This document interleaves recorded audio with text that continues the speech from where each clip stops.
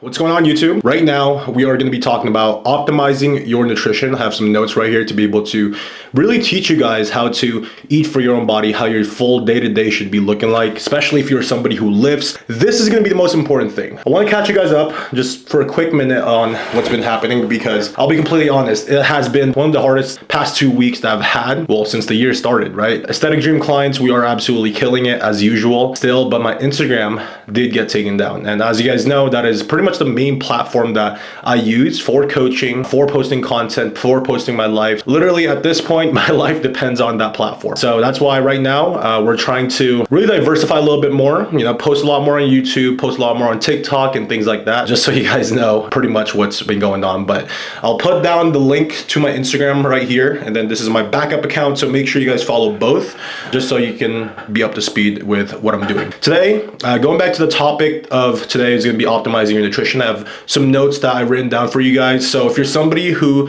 lifts, whether you want to lose fat or gain muscle, or maybe both at the same time, then this video is for you. How do you optimize your nutrition? We're going to be talking about nutrient timing, clean eating, and peri-nutrition, which is basically your pre-workout meal, post-workout meal, and if you should be eating those pre and post-workout meals. If so, what should you be eating? First things first, I'm gonna get into the basics. We're gonna be talking about macros. So if you haven't seen deep dive into your macros, and if you don't know how to calculate your macros, by the way, I have a video up right now. It's my most viewed video that's helped so many people find out their own macros. It's called the Perfect Macro Blueprint. So if you guys just go ahead and go to my page, on my YouTube page, and go ahead and check that out, it will teach you exactly what you need to know for you to be able to get your own macros. First topic right now, like I said, it's gonna be macros: protein, carbs, and fat. These are gonna be the three most essential things that your body needs. Pretty much everything that we eat, we go to a restaurant, has protein, carbs, and fat. Maybe the protein's a little bit higher, maybe the carbs are a little bit higher, maybe the fats are a little bit higher when you go to a restaurant, but I'm gonna give you guys just a small gist of what you need to know about these three things. Protein,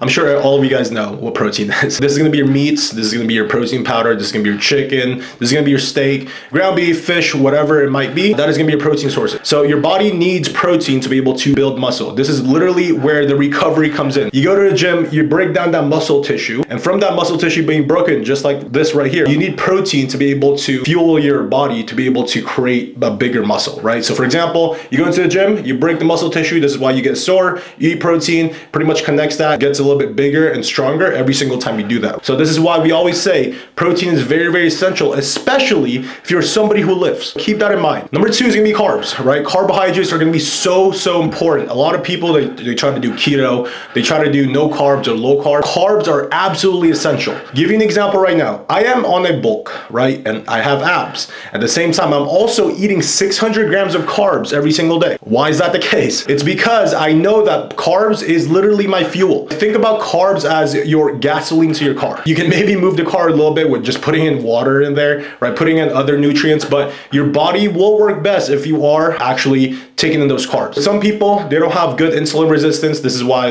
you see other people who eat a lot of carbs, they end up gaining fat. It's because they haven't really worked with a coach that knows what they're doing. For most of my clients, as soon as they come into the program, they lose a little bit of weight. And then from there, as time goes on, they're able to eat more food while losing fat. And this is because of insulin resistance. Carbs, if you have this type of mindset with carbs where you're thinking, oh, carbs make me fat, that is absolutely false. So keep in mind that you need carbs to be able to go to the gym, really have that energy. This is why I'm super energized on a day-to-day basis, is because I am on high carbs. Carbs, like I said, gasoline to your car. This is what gives your muscles energy. It also gives your muscle that full feeling. If you go to like a bodybuilding show, just for an example, right? You will see that people backstage who are about to go on that show, they are carb loading, right? They're eating a bunch of carbs because, as you can see, when they go on stage, you should be looking full and big. Your muscles should be looking big. And that is because carbs provide glycogen to your muscles, which makes it appear bigger, right? Just because there's a lot of carbs in your muscles. So think about it like this: a sponge and then water. The sponge is pretty much your muscle. Water is carbs. As you put the water in the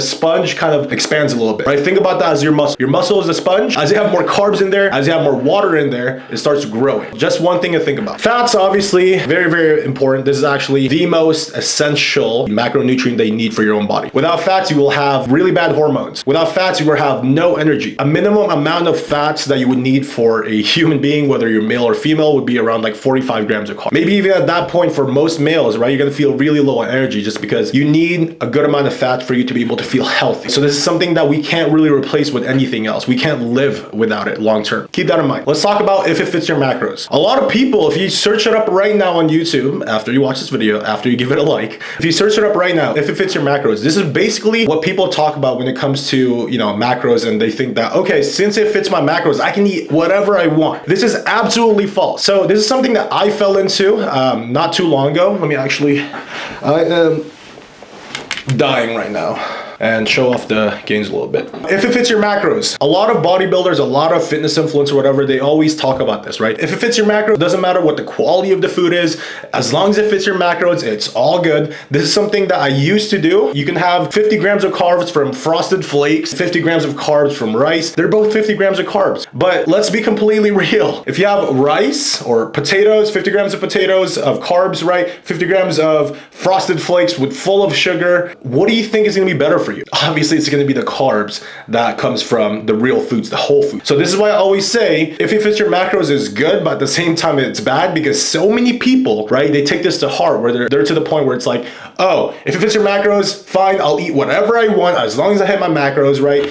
This is absolutely false. Make sure that most of your foods are coming from whole foods. I always say at least 90% of your foods should be coming from real whole foods. Keep that in mind. Flexible dieting, this is something that I also preach, but at the same time, a lot of people, they take it to heart where it's like, okay, I can eat whatever I want. Keep in mind, like I said, right, when it comes to your foods on a day-to-day basis, 90% of your foods on a day-to-day basis should be whole foods.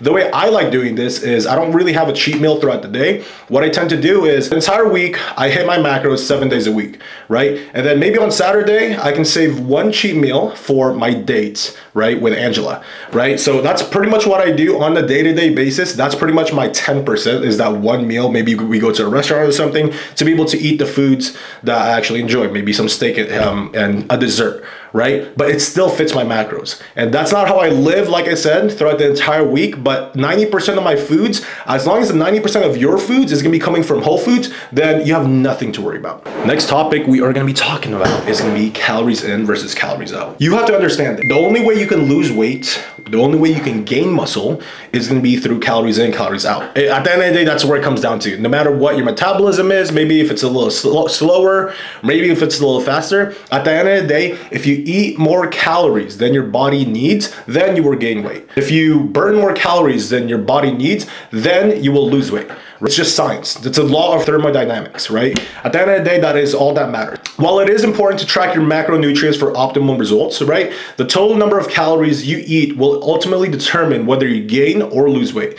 This is how I see so many people where it's like, oh, I'm eating, 200 grams of protein every single day. How come I'm not losing weight? It's because you're only counting protein, you're not counting the rest of it. You have to understand that when it comes to your total progress, when it comes to losing weight or gaining muscle, this all comes down to energy balance. This all comes down to calories in and calories out, and that is the most important thing you need to know. If your goal is to build muscle, gain a little bit of weight, long course of time on the bulk maybe, you need to be on a calorie surplus. And if you want to lose weight, you need to be in a calorie deficit. This is the most basic thing that so many people talk about, but I want to explain that to you. So calorie surplus basically is you eating more calories than your body burns. So that's all it is. You eating more calories than your body burns. And a calorie deficit obviously is burning more calories than you're consuming as for your food. So that's what a calorie deficit is. Next thing we are gonna be talking about is gonna be the energy expenditure, just right here, right? So I'm gonna put up a picture right here of energy expenditure and what that would look like. As you can see right here, most of the calories that your body actually burns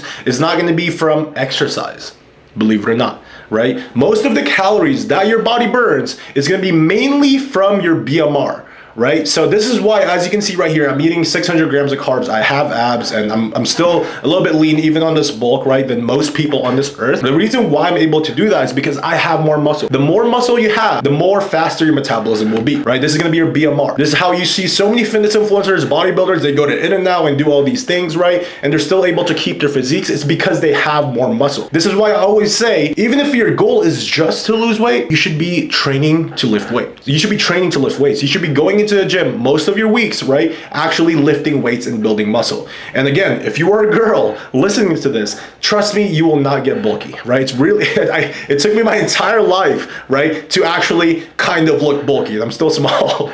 Keep that in mind. When it comes to actually losing weight, you need to also build some muscle. And at the end of the day, who wants to look skinny fat, whether you're a guy or a girl, right? You want to have some shape. You want to have some curves if you're a girl. You want to have some shape if you're a guy. You need to be able to build a little bit of muscle, even if your goal is just losing weight. So your BMR, 60% of how your energy is actually expended. The bigger picture though is going to be your NEAT. So this is going to be exercise that you don't do. This is going to be the calories that you burn when you're not exercising. So for example, if you're walking to work or walking around the office at work, that's NEAT. Walking to the fridge, that's NEAT. Walking around the house, that's NEAT. This is why I always say also getting your steps in is very, very important, right? Make sure you get 10K steps a day, even if you're trying to lose weight. This is going to be a great start for you to be able to lose weight. NEAT is calories that you burn when you're not exercising. Then 10% of energy expended is going to be from TEF. TEF is basically the thermal effect of food. So for example, if you're eating something or digesting something, your body uses energy to be able to digest that food. So that's pretty much the easiest way I can explain that to you guys,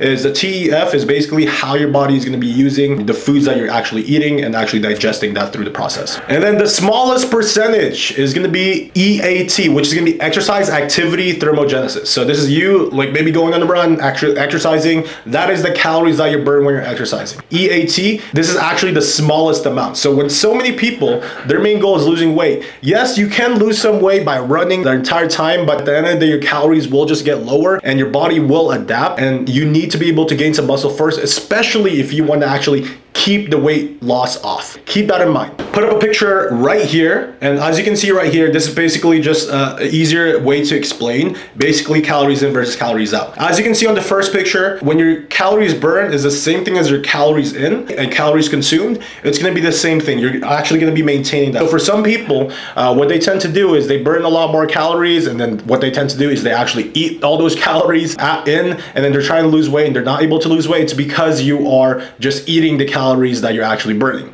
right? That keeps you at your maintenance calories. So for example, I'm 220 pounds right now, and if I'm 220 pounds and I'm eating the same amount of food that I'm burning, right, what's going to happen is I'm going to stay at 220 pounds. I'm not going to gain any more weight. That's going to be called your maintenance calories. If you're actually consuming more calories down here, right, it puts the scale down, and if you're burning more calories up here, but at the end of the day, your calories consumed is actually a lot heavier, what's going to happen is you're actually going to gain weight, just like the picture right here. If your calories consumed is less than what you burn, then obviously you will be losing weight. Next topic is going to be the biggest, most important thing that I actually want to talk to you guys about. It's going to be peri-nutrition. Us in the Aesthetic Dream, we are really, really big on a pre-workout meal, a post-workout meal, and maybe even an intra-workout meal, because this is going to be the most important part of your day. A lot of people say that breakfast is going to be your most important meal of the day, but this is completely false, right? You can even skip breakfast, right? I would not even recommend that, but at the end of the day, you can even skip breakfast. As long as you're having a big pre-workout meal, a big post-workout meal as well in between your lifts, then you are going to be good, right? This is going to be the most important part, especially if you're somebody who lifts, you're trying to lose weight and gain muscle. This is the most important part for your recovery. So what should you eat? So before you train, make sure that you're having high carbs, high protein, and low fat. Maybe moderate fat, but I do recommend keeping just a little bit of fat there. A good example of this would be like, let's say 100 grams of cream of rice, 8 grams of peanut butter, pretty low on fat still, and then a scoop of protein. As you can see, the highest amount of macronutrients that you're gonna have is gonna be your carbs. The reason why is because carbs is gonna be your energy. This is gonna be your gas to your actual car, right? And you are the car. So keep that in mind. As you're working out, think about your bicep as a sponge. As you squeeze out all the carbs from your system, you're gonna be tired. So what I use and what my clients use as well is an intra-workout drink. So the intra-workout drink that's gonna have is, I recommend something that has electrolytes, also carbs. I like clustered dextrin. So if you look at an intra-workout drink, look for the ingredient clustered dextrin, because this is actually carbs that's already digested. As soon as you drink it, it goes just straight into your muscle. Clustered dextrin, very, very important. Make sure that you take note of that. It's called cluster dextrin. Looking out for intra-workout drinks, find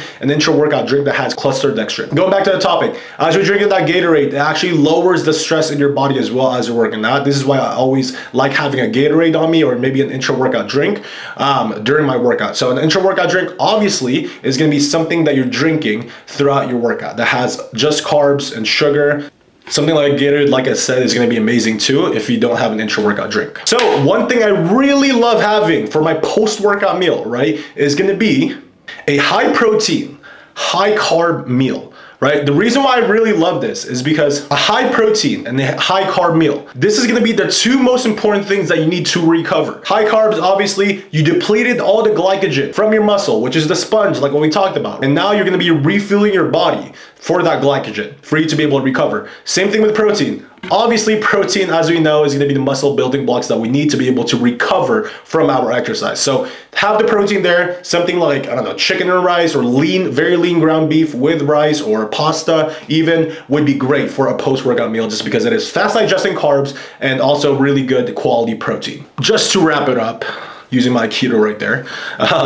Pre-workout meal, I'm gonna give you guys an example of what that would look like. Pre-workout meal will be like 100 grams of cream of rice, 8 grams of peanut butter, and a scoop of protein. Intra-workout drink, maybe getting an intra-workout drink from Amazon or from your supplement store, or if you don't have that, most gyms have like a Gatorade. Post-workout meal, what you are gonna be needing is gonna be something like, I don't know, an 8-ounce chicken breast or some lean ground turkey or lean ground beef as your meats. And then from there, maybe having something like rice as well, 250 grams of white rice, cooked white rice, and maybe some veggies as well, like 80 grams of asparagus, right? So these are the things that you would need. If I were to give you like a prescription, pretty much what a perfect pre, intra, and post-workout meal would look like, that would be it. So I know this is a different type of video that I'm going to be posting up, and based on the feedback that we get, as you guys know, I'm going to be making more. If you like the day in the lives, I'll be posting more of that. If you like this type of educational content, I'll be posting more of that. Either way, I do want to be a little bit more consistent on YouTube just to educate you guys. But other than that, like I said, the most important thing, if you don't know your macros and if you don't know how to get your own macros, I have a completely free macro blueprint on my YouTube. It teaches you exactly what you need to know for you to be able to get your own macros, start losing weight, or start gaining muscle, start gaining weight, even if that is your goal. It'll teach you exactly how to do that for your own body. It gives you a formula, an exact formula of actually how to get there. Other than that, if you guys have any questions specific about this, message me on my Instagram. This is me, Instagram number 1, Instagram number 2, backup account, like I said, just in case, and I will see you guys later.